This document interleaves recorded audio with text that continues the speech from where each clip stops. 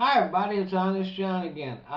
During the next month, probably the next quite a few months, Democrats and the Republicans will be negotiating and battling about the steps to take to reduce our deficit. Well, bullshit. We don't need to reduce our deficit. We need to end it.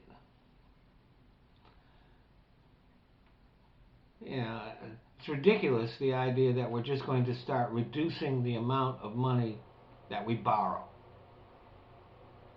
We need to run surpluses. But neither party is willing to do the things necessary to do that.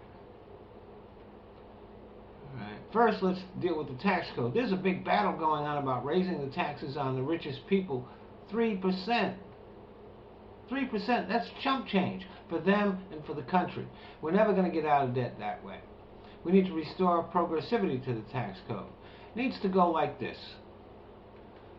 Tax rates should stay the same for people making $250,000 and less. From $250,000 to $5 million, it goes to 40%. From $5 million to $10 million, it goes to 45%. From $10 million to $15 million, it goes to 50%. From $15 million to $20 million, it goes to 55%.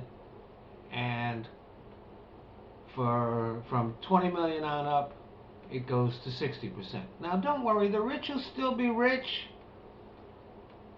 but there'll be a whole lot more money flowing into the economy. Some of that money goes to pay off the debt. Some of it goes to funding things that'll help the economy grow. Then, let's talk about what we need to cut. Now they're talking about, oh, we need to fix Social Security. But Social Security doesn't add a penny to our current deficit. It's still good for till 2035. So there's plenty of time to fix that, and it can be fixed really easily. If we're going to cut spending, where do we need to go? Well, we need to go to the sacred cows, the things that neither party will touch because they're afraid that the other party will accuse them of being soft on national security. First one is the military, right? And I'm not saying that this is the whole thing that we need to do, but this would be a big step. It's just simply consolidating our military bases. We've got over 750 bases around the world. We don't need that many for our national security.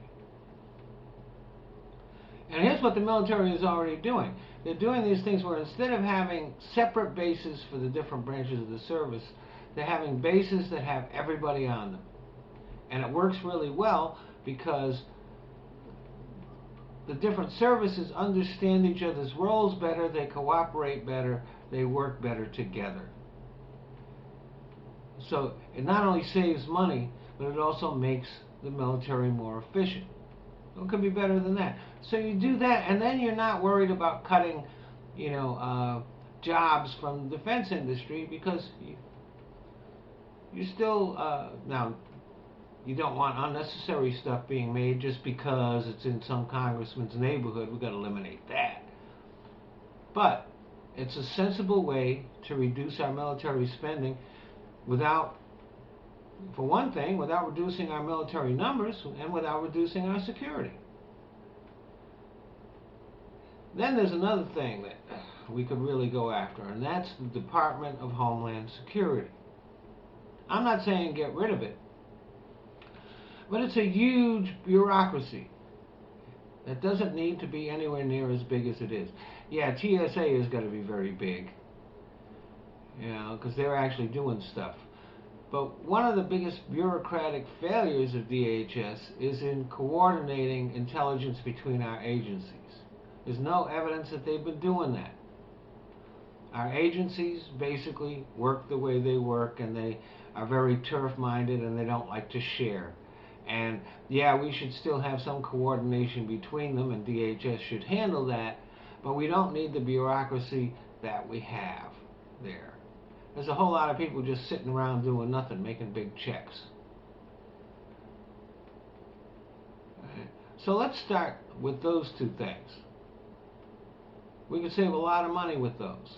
And once we've seen how much money we're saving, then we can look at what what other things need to be cut, things that are going to hurt more. Because there's going to have to be some of that. But first, let's get rid of the fat. And then before we decide we're going to start hurting people. But neither party has the balls to do it.